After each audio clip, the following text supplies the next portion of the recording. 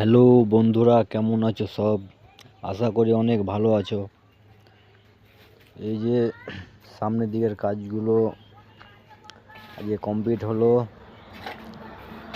কেমন হয়েছে কাজগুলি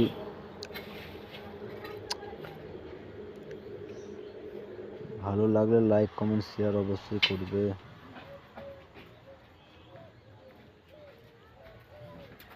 লাগে না বিট করিনি, দাগ মেরে দিই পাটা দিয়ে।